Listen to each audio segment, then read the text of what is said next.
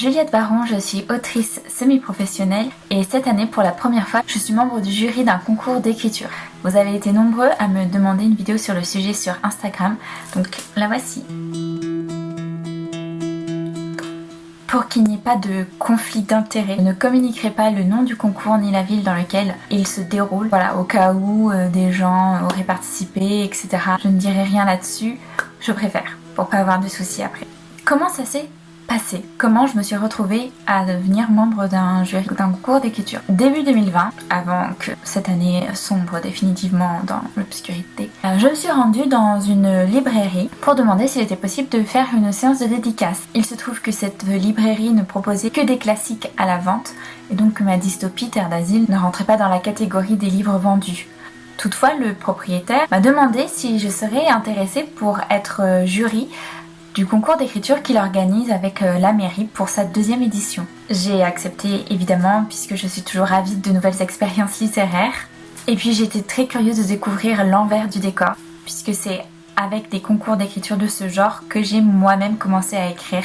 Et c'est grâce à ce genre de concours que j'ai publié 4 nouvelles chez Souffle Court Édition dans de petits recueils collectifs dont la nouvelle Orage qui a reçu le prix littérature et musique 2018. Être jury d'un concours, en quoi ça consiste? Le concours se déroule de mi-juin à mi-septembre. Sur toute cette période, les différents membres du jury reçoivent régulièrement des textes en fonction de la participation des gens. Ils doivent les lire et les noter en fonction de critères précis préétablis. Bien sûr, le premier critère est que le texte réponde au sujet du concours, parce que c'est un concours avec un thème imposé. Ensuite, il y a bien sûr les critères de la langue, la grammaire, l'orthographe, la syntaxe, la richesse du vocabulaire.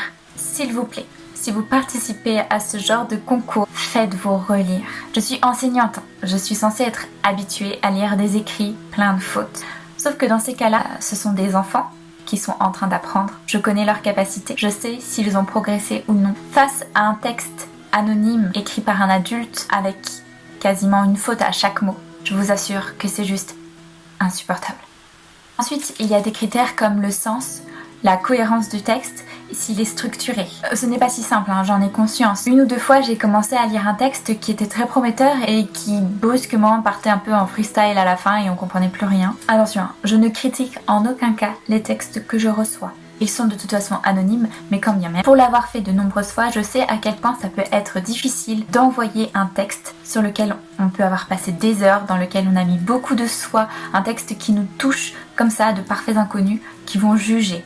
C'est un acte courageux de participer à ce genre de concours. Et si vous souhaitez vous-même devenir auteur ou autrice, je ne peux que vous inviter à participer à ce genre de petit événement, car c'est très formateur. Il y a également un critère que je trouve très difficile à évaluer, celui du style. Oui, on me demande de juger du style de l'écriture. Or, chaque auteur ou chaque autrice a son propre style, a sa propre manière d'écriture, sa petite touche personnelle ou non d'ailleurs. C'est très dur de noter ce genre de choses. Et d'ailleurs, en soi, qu'est-ce que c'est le style? Qu'est-ce que ça veut dire? Il s'agit d'un des critères qui me pose le plus de problèmes, je dois le reconnaître, et pour lequel je réfléchis le plus. Une fois la participation clôturée, c'est-à-dire à partir du moment où aucun texte ne peut plus être envoyé, les membres du jury se rassemblent tous ensemble pour discuter des meilleurs textes qui seront publiés dans un recueil collectif. Ce sera en gros le moment où chaque membre va un peu défendre son coup de cœur.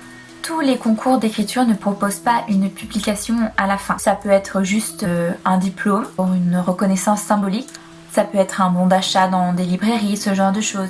Mais au final, une publication dans un recueil, ce n'est pas si courant. Mais c'est un très bon tremplin pour débuter une carrière d'auteur ou d'autrice si c'est ce que vous souhaitez. C'est ce que j'ai fait moi. Je ne suis pas forcément un exemple. Une fois les textes sélectionnés, il y aura la phase de correction et de mise en page pour créer ce fameux recueil. Je ne sais pas encore exactement quel sera mon rôle là-dedans. Je dois reconnaître que je serai sans doute un peu moins disponible. Je ne pourrai peut-être pas m'investir autant puisque ce sera mi-septembre et que j'aurai repris le travail à l'école, que j'aurai déjà bien à faire. Enfin, pour clôturer le tout, il y aura une cérémonie de remise de prix. Il faut que le Covid nous permette de la réaliser pour de vrai. J'espère, parce que pour en avoir fait plusieurs, c'est vraiment des moments super agréables où on rencontre les participants, on rencontre les autres auteurs et autrices. Et puis c'est assez solennel quand on remet son diplôme ou son prix. C'est vraiment quelque chose de chouette à vivre.